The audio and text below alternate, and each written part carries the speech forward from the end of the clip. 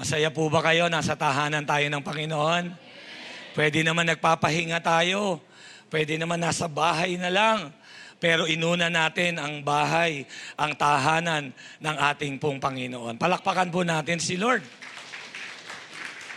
Nasa last week na po tayo ng March at papasok na po tayo ng Holy Week.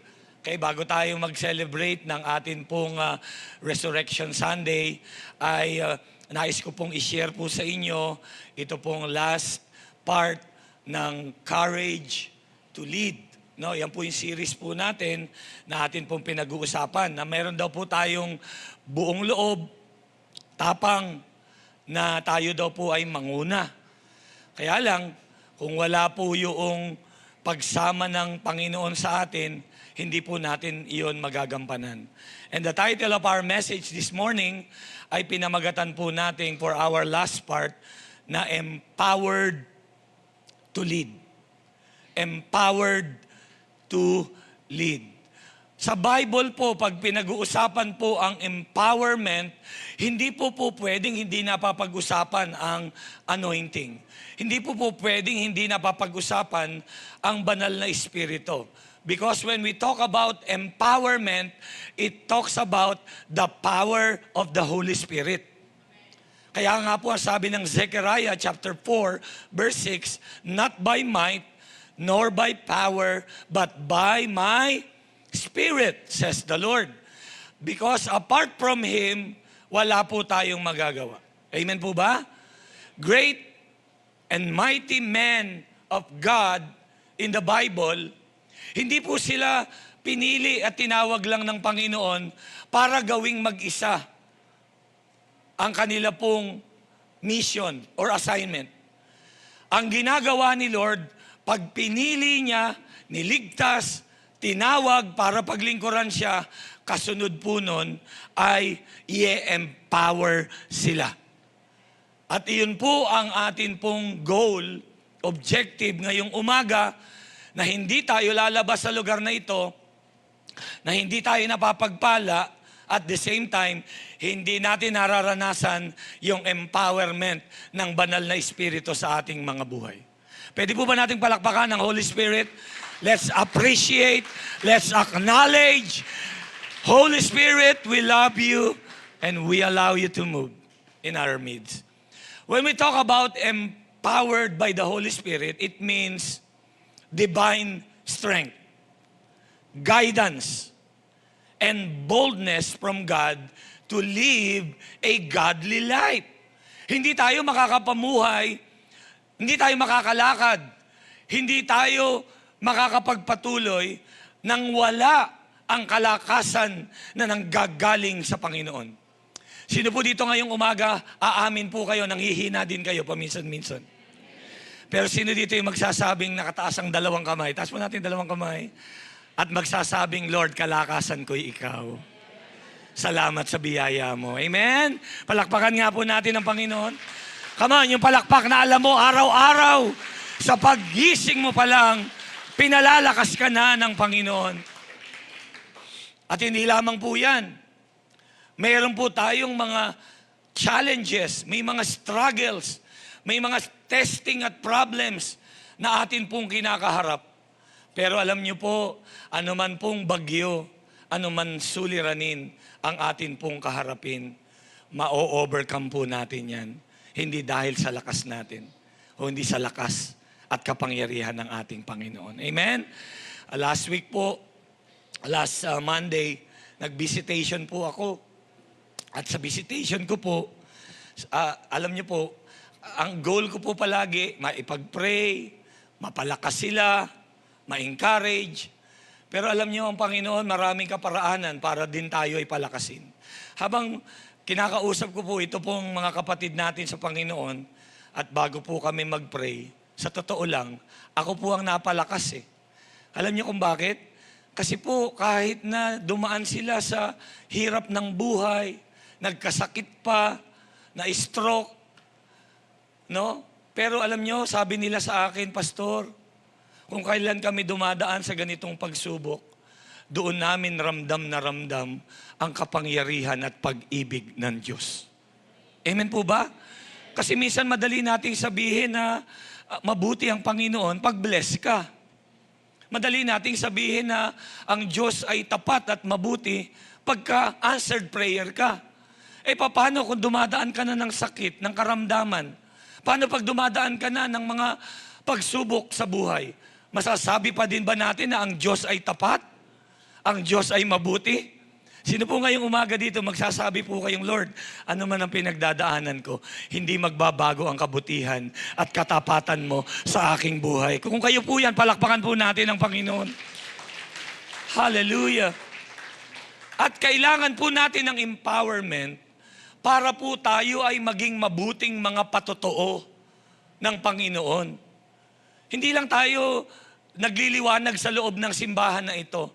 I hope and I pray na paglabas po natin at pag-uwi natin sa kanya-kanyang mga tahanan natin, tingnan mo yung mukha ng katabi mo, magliliwanag pa din yan.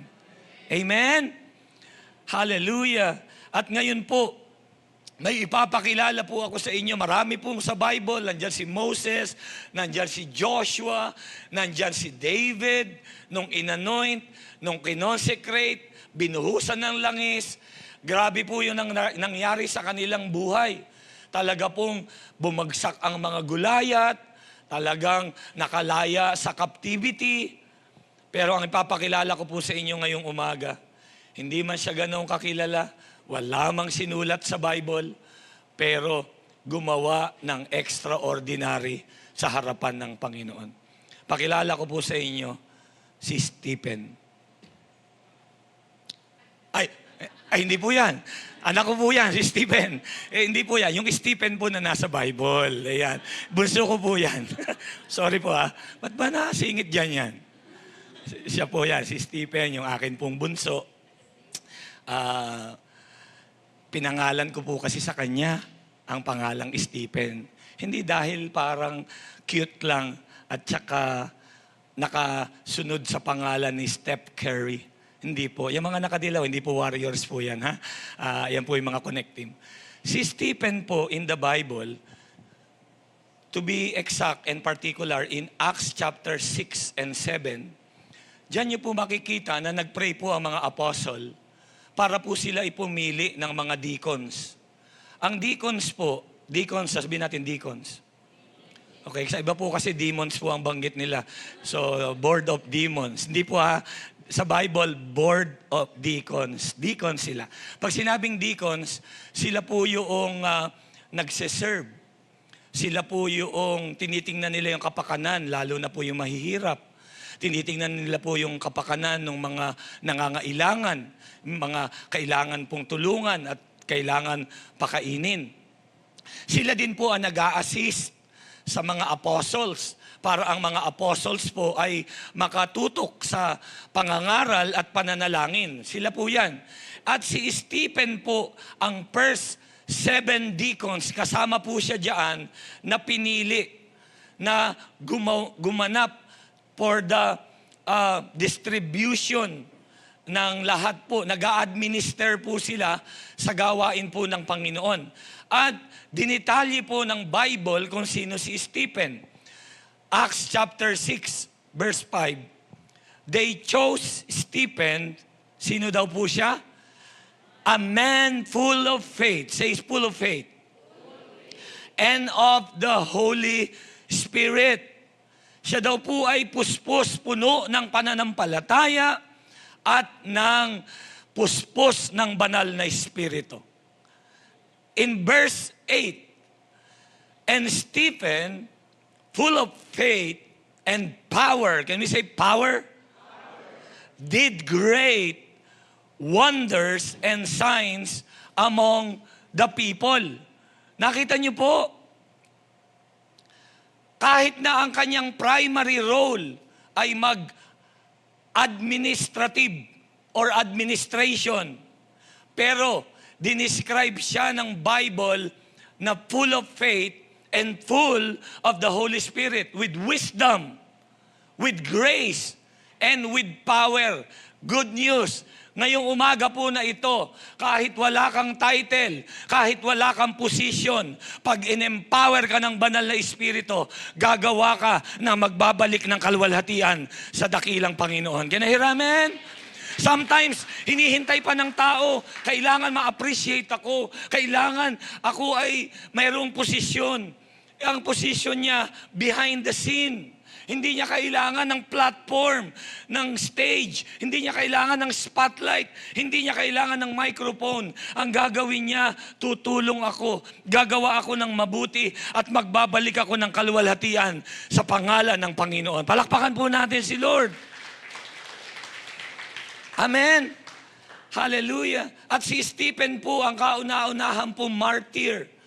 Pag sinabi pong martyr, dahil sa kanyang pananampalataya sa Panginoong Hesus, siya po ay pinersecute at inexecute through stoning ng mga Jewish leaders during that time. Inaccuse po siya ng blasphemy against God. Pero ano po ang matututunan natin sa buhay po niya? In order for us to live a life na kung saan empowered by the Holy Spirit. Number 1, unang lesson na makikita po natin sa kanya ay meron po tinatawag na power, say power, of a Spirit-filled life. Hindi half tank. Marami po ngayon, half tank, 1/4 na lang dahil sa mahal ng bilihin. Pero ngayon, gusto ng Panginoon, full tank, yung katabi mo, filled with the Holy Spirit. Hindi tayo tatagal sa mga problema at mga pagsubok ng buhay kung hindi tayo puspos ng pananampalataya, hindi tayo puspos ng kapangyarihan ng atin pong Panginoon. Sino po dito ngayong umaga, gusto niyo pong punuin kayo ng kapangyarihan ng banal na Espiritu ngayon? Can I hear amen?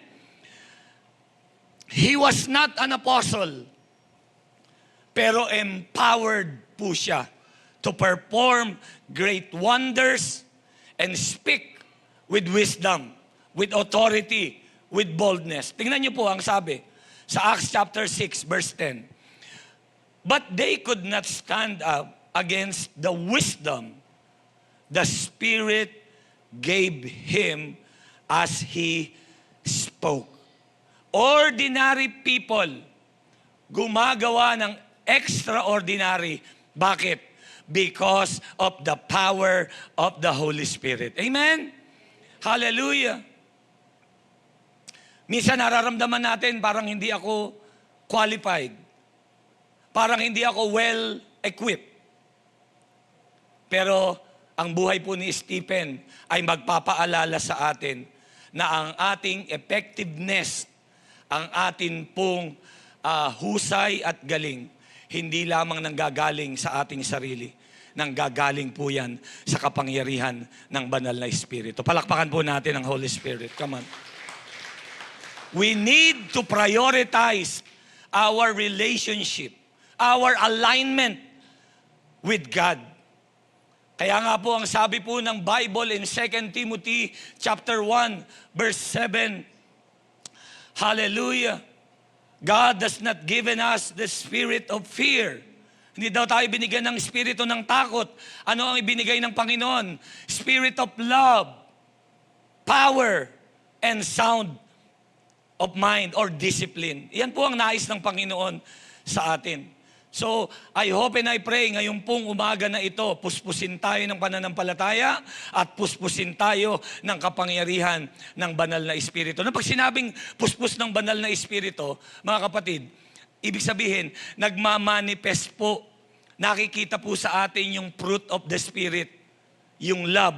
Tingnan mo yung mukha ng katabi mo, nakikita ba yung love dyan? Amen? Kindness, gentleness, lahat po yan.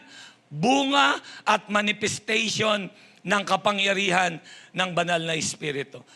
Mag-manifest po yan sa atin. Hindi lang sa loob ng church, maging sa labas, mararamdaman po yan ng mga tao. Spirit-filled life. Amen? Verse 5, tingnan niyo po. Sabi dyan, And what they said pleased the whole gathering, and they chose Stephen, a man full of faith, and the Holy Spirit. Mga magulang at mga kapatid, bilang mananampalataya, bilang Kristiyano, ang isang Kristiyano pag puno ng pananampalataya, puno din ng pagtitiwala sa Panginoon. Amen? Ibig sabihin, kakapit tayo sa mga pangako ng Panginoon. Sino po dito, taas-taas ang kamay nung naniniwala ka na ang pangako ni Lord, hindi ka iiwan at hindi ka pababayaan. Amen? Tingin kayo dito, ang pagkakaiba ng full of faith, may trust ka.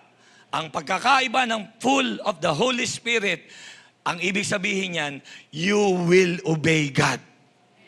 Kahit hindi mo naiintindihan, pero sasabihin mo, Lord, dahil kalooban mo ito, dahil ako po ay nililid ng banal na Espiritu, ako po ay susunod sa iyo. Amen? Hallelujah. Lahat ng mga estudyante, lahat ng mga nanay at tatay, lahat ng mga nagtatrabaho at nagninegosyo sa lugar na ito, we need the empowerment of the Holy Spirit. Bro, pagbalik mo ng barangay, kailangan mo ang kapangyarihan ng banal na Espiritu. Amen po ba? Pagpunta natin sa trabaho, ano man ang trabaho po natin, i-empower tayo ng Holy Spirit at madami pong makakakilala sa ating pong Panginoon. Amen? Iyan ang dahilan. Hindi lang para sa iyo, kundi para sa iba. Hindi ka lang para lumakas manampalataya, para yung iba manampalataya din sa atin pong Panginoon. Amen? So yan po ang pagkakaiba. Bakit magtataka kayo? Bakit itong tao na ito nagkakasakit na? Bakit itong taong to dumadaan na minsan sa kakapusan? May mga pangangailangan. Bakit nagwo-worship pa din? Bakit nagpapatuloy pa din? Bakit naglilingkod pa din? Isa lang ang sagot. Kasi pinuspos ng pananampalataya, pinuspos ng kapangyarihan ng banal na Espiritu. Palakpakan po natin ang ating pong Panginoon. At kapag tayo po ay empowered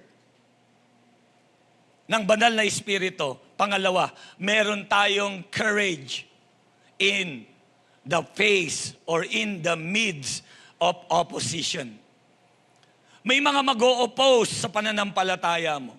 May mga pilit na magpapabagal at magpapatigil ng ating pananampalataya. Pahihinain ka. Kasi yan ang trabaho ng demonyo. Ang trabaho ng demonyo, he came to steal, to kill, and to destroy. Kasama yung faith mo. Patigilin ka. Yung pagpoproclaim mo, yung pagsishare mo ng kabutihan ng Panginoon, papatigilin yan. Pero, napatigil ba nila si Stephen? Tingnan niyo po ang verse 54. When the members of the Sanhedrin heard this, kasi nagpo-proclaim po siya dinideklara niya po na ang salvation is through Jesus Christ. Ayaw nilang paniwalaan. Instead, nagalit po sila. In verse 54, they were furious and gnashed their teeth. Nagngalit po yung kanilang mga ngipin sa sobrang galit po sa kanya. Pwede na siyang tumigil kasi babatuhin na siya. Pero hindi siya tumigil. Mga kapatid, tingin po kayo dito. Marami ng bagay na dumating sa buhay ninyo at sa buhay nating lahat para tumigil ka. Marami ng mga bato na pinukol sa'yo. May kasabihan nga na kapag ka daw ang mangga mabunga, binabato ng tsinelas. Marami sa atin, dahil nagbubunga ka ang pananampalataya mo, babatuhin ka ng demonyo, tumigil ka lang. Padadalang ka na maraming bato ng tsinelas, Spartan pa ang tatak. Tumigil ka na. Babatuhin ka ng mga sakit, ubo, diarrhea, tumigil ka na. Pero, pagpuspos ka ng banal na Espiritu, sasabihin mo lang, bring it on. Magpapatuloy pa din ako sa Panginoon. Amen? Pagka tayo ay nagdadrive ngayon, ang tingin niyo palagi, tumaas na ba ang diesel? Martes, tataas na naman. Andiyan po ba kayo? Tapos tataas ang LPG daw. Yung construction supply, tumaas na po. Grabe po ang itinaas. Tingin po kayo dito. Magtaasan na ang lahat. mag-bankrupt na, magsarado na ang lahat. Pero ang ekonomiya ng langit hindi magsasara, isusupply ng Panginoon. Dumaan tayo ng pandemic, amen? And yet, tingnan mo yung mukha ng katabi mo, buhay na buhay pa yan. Amen? Hindi kinakapos ng oxygen. Alam mo kung bakit? May opposition, pero nandoon ang impartation ng banal na Espiritu sa Kanya. Palakpakan po natin ang Panginoon. Hallelujah, hallelujah. Tingnan mo yung mukha ng katabi mo, mukha bang nabato na yan? Pero nakatayo pa din. Pwede na mag-compromise sa kanyang pananampalataya. Pero nagpapatuloy pa din. Amen po ba? Meron pong isang business owner in Colorado, Lakewood to be exact. Kala ko noong araw, Lakewood sa Texas eh. Lakewood, Colorado. Meron siyang cake shop. Ang pangalan po ng kanyang tindahan ng cake ay Masterpiece Cake Shop. At ang pangalan po niya ay Jack Phillips. And one day, sa time po ng business operation, meron pong nag-inquire na mag-asawa po. Okay? Kinasal na po sila pero gusto nilang i-celebrate uli yung kanilang wedding. So, umorder po sila ng cake. At magpapagawa sila ng cake for their celebration. Kaya lang, without any discrimination, tinanggihan po niya. Because it is against his will. It is against his conviction. Kasi po yung umorder po ng cake po sa kanya ay same-sex partner. Okay? So, siya, with respect, may pagmamahal, may pagrespeto, tumanggi po siya, nag-refuse. Kaya lang, ito pong couple na ito, dinala siya sa korte. Kasi may batas ang Colorado na hindi ka po pwedeng tumanggi. Tumanggi siya out of his faith. Hindi ko matatanggap. Kahit na inoperan pa siya ng malaki, hindi niya tinanggap. Pinaglaban niya yung kanyang pananampalataya sa Diyos. Amen? Sometimes in our lives, marami pong mga ino-offer ang kaaway. Marami pong ibinibigay na opportunity. Pero tandaan po natin, kung ilalayo tayo sa ating pananampalataya and against our conviction and against our faith, manindigan po tayo. Amen po ba? And good news, 2018, pinaboran po siya ng Korte Suprema. Siya po ang nanalo kasi may karapatan din siyang manindigan sa kanyang paniniwala. Amen? Palakpakan po natin ang Panginoon. Come on, yung palakpak na kahit anong mangyari, no compromise. Nako, may nagpagawa na naman sa kanya ng cake. Ano ba naman cake yan? Hindi nila mag-Goldilocks. Magpapalit ng gender. Nagpa-opera na. So magse-celebrate. Abogado pa man din. Again, hindi nagbago ang kanyang stand. Mananampalataya pa din ako sa Panginoon. Kinasuhan na naman. Andiyan po ba kayo? 2024, nanalo na naman siya sa kaso. Bumagsak yung negosyo nung una. Nag-drop into 40%. Pero ngayon, hallelujah, hindi siya iniwan, hindi siya pinabayaan ng Panginoon dahil sa kanyang pananampalataya. Amen? Palakpakan po natin ang Panginoon. Kaya po, yung iba po sa atin, nandyan po ang power ng Holy Spirit. Sometimes kino-convict po tayo. Andyan po ba kayo? One time, meron pong isang, ayaw niya magpakilala na pastor siya. Pumunta siya sa tindahan, nagsigarilyo. Kaya lang, nung may nakahuli sa kanya, Pastor, kisigarilyo po pala kayo. Bigla niyang tinago. Sabi ganyan, hinuhuli ko lang yung tindahan ni kapatid kung nagtitinda ng sigarilyo. At napatunayan ko, nagbebenta pala siya ng sigarilyo. Pero sabi ng member, pero nagsigarilyo po kayo, Pastor. Kapatid, pagpasa Diyos na lang natin yan. Imagine mo, pastor yun ha? Andiyan po ba kayo? Hindi ko na po sabihin yung denomination. Pero pastor yun. Wala namang masama. Pastor, ako naman to. Tandaan po natin, ang katawan po natin ay templo ng Diyos. Huwag nating sirain at huwag tayong magbenta ng anything na makakasira ng templo ng Diyos. Konti lang kikitain mo dyan, ipagpasa Diyos mo na, kayang tapatan ng benta mo kung nabubuhay tayo ng may pananampalataya sa Panginoon. Amen? Palakpakan po natin si Lord. Come on. Thank you, Lord. Tandaan po natin, ang full of faith and full of the Holy Spirit, Spirit-filled life, ay empowered po sila ng life that keeps with an upward focus. Meron siyang upward focus. Sabihin natin upward. Upward focus. Ano ibig sabihin nito? Ibig sabihin meron siyang eternity mindset.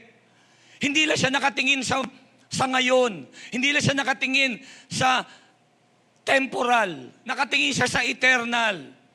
Si Stephen, in verse 55, sabi diyan, full of the Holy Spirit. Anong ginawa ni Stephen? He looked up to heaven and saw the glory of God. Can we say that? Glory of God. Ano nakita niya? Si Jesus standing at the right hand of God. Look, he said, I see heaven open and the Son of Man standing at the right hand of God. Can I hear amen? Tingin po kayo dito. Pwede kayong tumingin. Pwede kayong pumokus sa mga nangyayaring problema sa mundong ito, sa paligid natin. Pero Light Church family, ituon natin ang ating paningin sa ating Panginoong Jesucristo. Amen? Bakit? Nakaupo sa trono ang ating Panginoon. Tumaas man ang langis, tumaas man ang krudo, tumaas man ang gasolina, tumataas din ang anointing ng banal na Espiritu sa atin pong mga buhay. Palakpakan po natin ang Panginoon. Sige po, yung palakpak na Lord, salamat. Hindi mo kami iiwan. Sabi mo sa katabi mo, look up. Nakatayo po ang Panginoon. As if sinasabi kay Stephen, well done, my good and faithful servant. Kaya nangyari kay Stephen, nakita ng mga tao yung mukha niya, nagliliwanag. Nakita yung glory ng Panginoon sa kanya. Pwede pala makita sa mukha mo, madilim na madilim, malungkot na malungkot.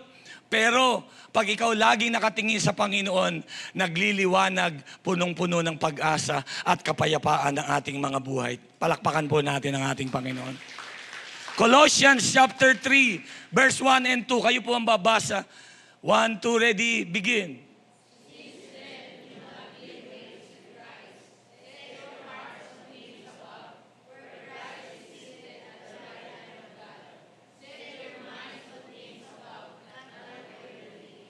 Nakita po natin? Puso at isip, ituon daw po natin, itingin natin, walang iba kung hindi sa Panginoon. Ano tinitingnan natin ngayon? Saan tayo nakapokus ngayon? Let's fix our eyes on Jesus. Kahit may mga opposition pa yan, binabato na, papatayin na si Stephen, nakatingin pa din siya sa Panginoon. At may bukas na kalangitan para sa kanya. Light Church, good news. Lahat na nakatingin kay Lord, nananampalataya at nagpapatuloy. May bukas na langit sa ating lahat. Bukas na pagpapala, bukas na pag-iingat ng Panginoon. Amen? And last, pagka po mayroong Stephen na empowered ng banal na Espiritu, number 3, lesson natin na makukuha, empower life, live for an eternal purpose. Eternal. Eternity mindset. Ang isip, ang puso, hindi lang pang ngayon. Magtrabaho, mag-ipon, magnegosyo, pero tandaan natin, merong eternity. May buhay na walang hanggan. Paghandaan po natin iyon. Amen?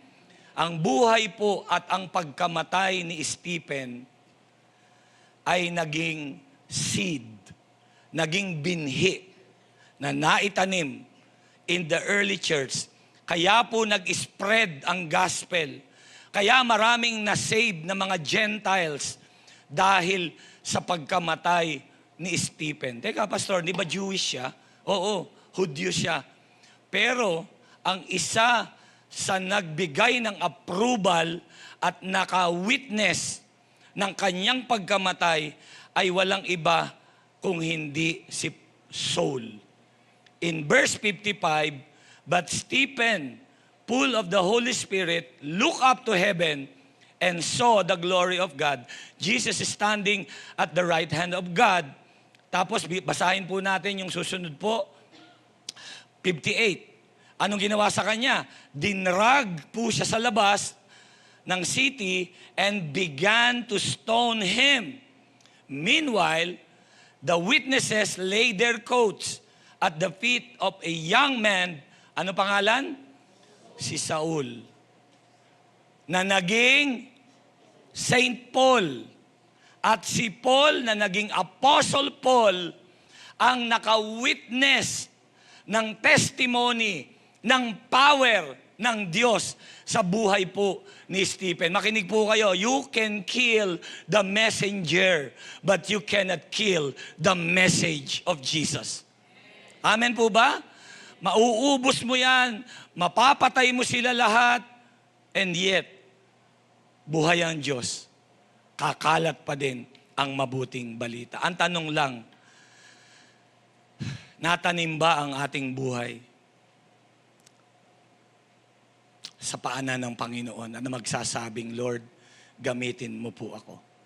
Habang malakas po ako, habang may kakayanan ako, gamitin mo po ako. Sabi po ni Corrie ten Boom, isa po siya sa biktima sa Nazi camp during Hitler time na nabuhay, nakaranas ng lahat ng persecution, na witness sa mga pinatay, libo-libo. Sabi niya, the measure of a life, after all, is not its duration, but its donation. Gaano natin inalay, gaano natin ibinigay yung ating buhay. Hindi dahil bata or may edad ka na, kahit ano po ang edad natin, ialay na po natin sa ating Panginoon. Can I hear amen? Shall we all stand? Tatayo po tayong lahat ngayon pong umaga po na ito. Just like Stephen, hindi man tayo ganoong kakilala, hindi man tayo ganoong kasikat, pero pwede tayong gamitin ng atin pong Panginoon. Amen? Let's close our eyes this morning. Panginoon, tulungan mo po kami na sa lahat po ng mga bagay na dumating sa aming buhay, turuan mo kaming tumingin, manampalataya, at magpasakop sa kapangyarihan ng banal na Espiritu. Hindi namin kayang i-lead ang pamilyang ito, ang simbahan na ito. Kailangan namin ang basbas at kapangyarihan ng banal na Espiritu. Hindi po kami ang masunod. Kalooban mo ang maganap. Kalooban mo ang mangyari sa amin pong mga buhay. Lord, anuman mga opposition, anumang mga struggles, anumang mga testing na dumaan at dinadaanan ng iyong mga anak, lahat ng pamilya na naririto, mananampalataya pa din, tatayuan pa din, at magsasabi pa din, ang Diyos ay tapat, ang Diyos ay mabuti, hindi ako pinabayaan at hindi ako iniwan. Kapatid, kung ikaw yan, bakit hindi mo simulang pasalamatan ng Panginoon sa iyong buhay? Open your mouth to the Lord right now. Kung babalik tanawan natin, itinawid tayo ng Diyos sa lahat ng mga bagyo at pagsubok ng ating buhay. Lord, just like Stephen, it's not about the position, but it's about the condition of our hearts. At ang banal na Espiritu na nag-anoint, at nag-empowered kay Stephen is the same Holy Spirit na kasama natin sa lugar na ito. Ma-overcome natin lahat ng mga struggles, sins, temptation, malalagpasan dahil sa anointing ng banal na Espiritu. Hallelujah. Let's worship the Lord this morning. Taas po natin ang ating kamay sa Panginoon. Kahit na dumadaan ka ng bagyo, kahit dumadaan ka ng pagsubok, anyayahan natin ang banal na Espiritu sa ating buhay. Come in your power. I love you, Holy Spirit.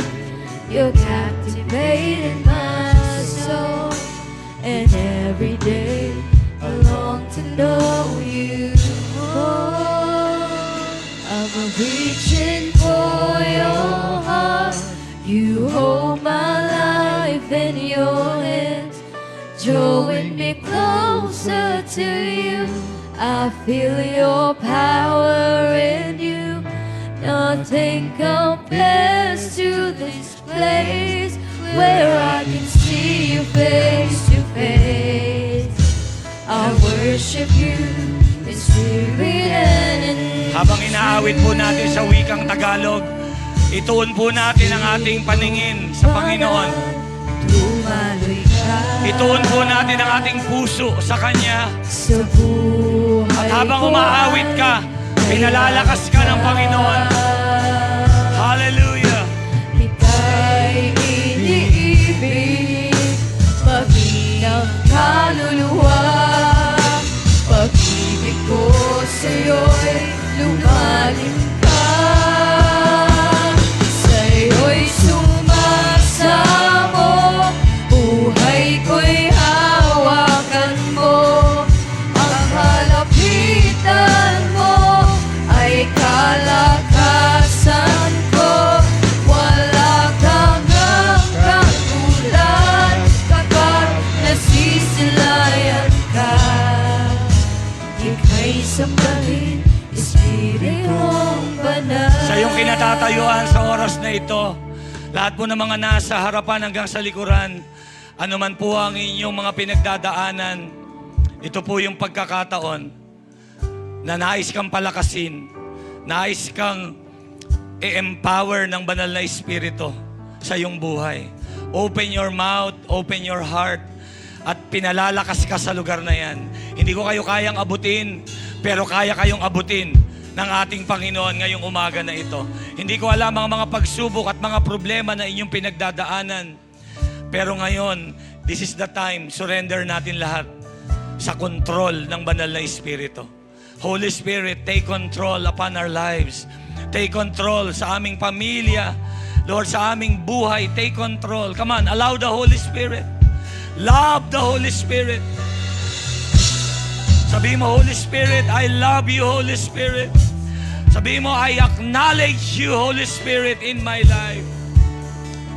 Oh, Holy Spirit.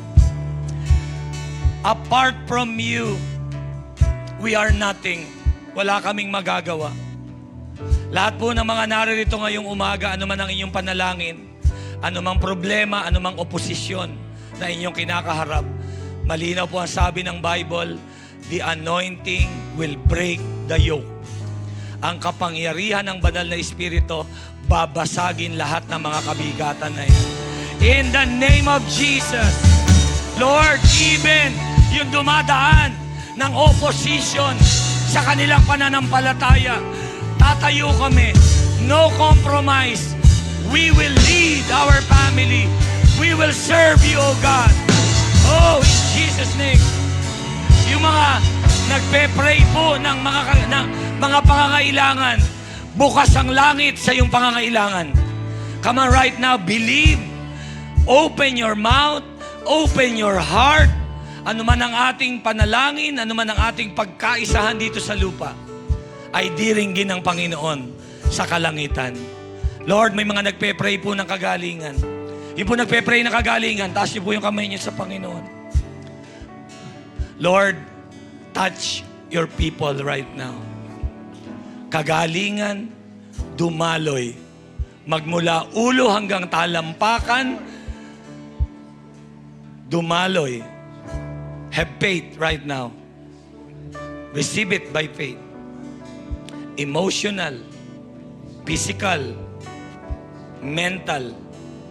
Receive your healing now in the name of Jesus. Hallelujah. The anointing breaks the yoke. Tanggapin mo na yung kagalingan. Ngayon pa lang, magpasalamat ka na sa Panginoon. Tayuan mo yung pananampalataya na yan. Oh God, oh God. At ngayon pong umaga na ito, let's fix our eyes on Jesus. Hawak-hawak po tayo ng kamay. Mananalangin po tayo sa Panginoon. Pwede niyo po bang ipanalangin yung katabi po ninyo? Ipanalangin mo siya na sa lahat ng suliranin at pagsubok ng kanyang buhay, ang makita niya, hindi problema. Ang makita niya ay ang pangako ng Diyos sa kanyang buhay, sa kanyang pamilya. Lord, narito po ang iyong mga anak, hindi mo po sila pababayaan. Hindi mo po kami pagkukulangin, Panginoon.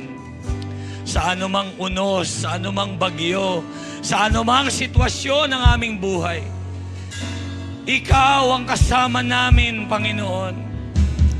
Hallelujah!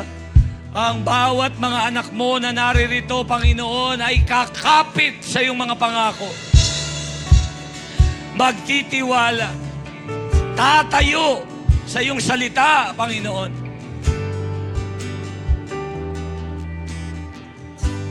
Pag-pray po natin na gamitin tayo ng Panginoon. In this moment, in this generation, sino ang tatayo? Sino ang magsasalita? Sino ang magpoproklama na ang kaligtasan ay nasa Panginoong Jesucristo lamang? Tayo na mga niligtas niya. Tayo na mga nakaranas ng pagpapatawad. Tayo na nakaranas ng pagpapagaling ng Panginoon sa ating karamdaman, sa ating mga kasalanan. Come on, let's pray. Let's commit our life into Jesus. Gamitin tayo ng Panginoon. Hallelujah. Mag-pray po tayo that this coming Sunday, the Resurrection Sunday, lahat ng ating iaanyayahan, lahat ng di pa nakakakilala sa Panginoon, they will experience the resurrection power of Jesus. Come on, panalangin po natin sila. Maaaring may nilalagay ang Panginoon sa iyong isip, sa iyong puso. Taas mo sa Panginoon. Nanay mo ba yan?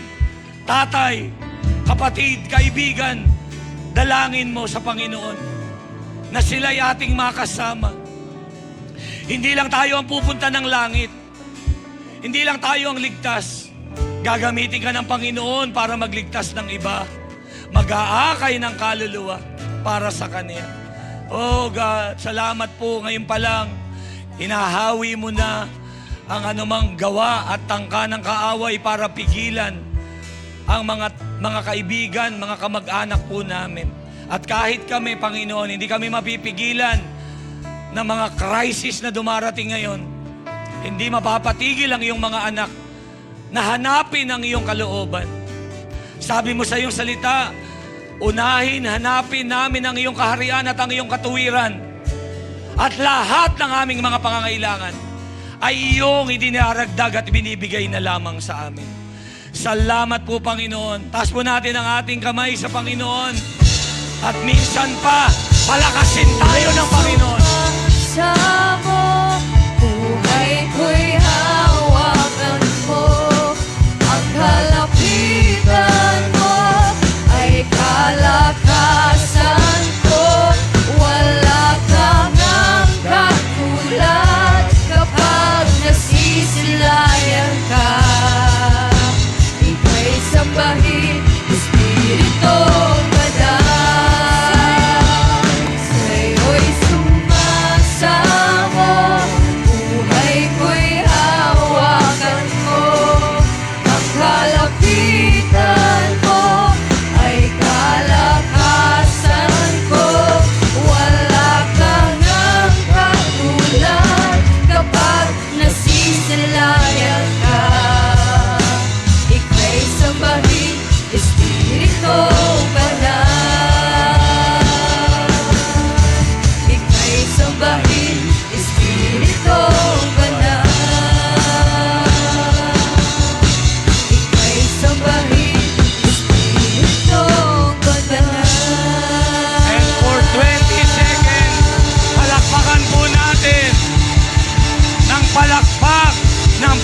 lakas at pinagpala ng ating pong Panginoon. Somebody shout, Hallelujah! Hallelujah! Hallelujah. And let's receive the prayer of blessing. Receive in your heart. Receive in your spirit. Hallelujah. May the Lord bless you and keep you.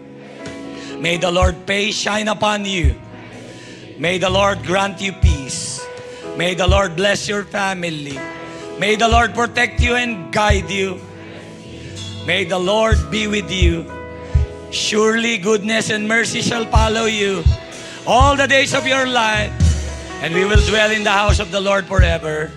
In the name of the Father, and of the Son, and of the Holy Spirit, lahat ng mga anak ni Lord ay magsabi ng Amen and Amen.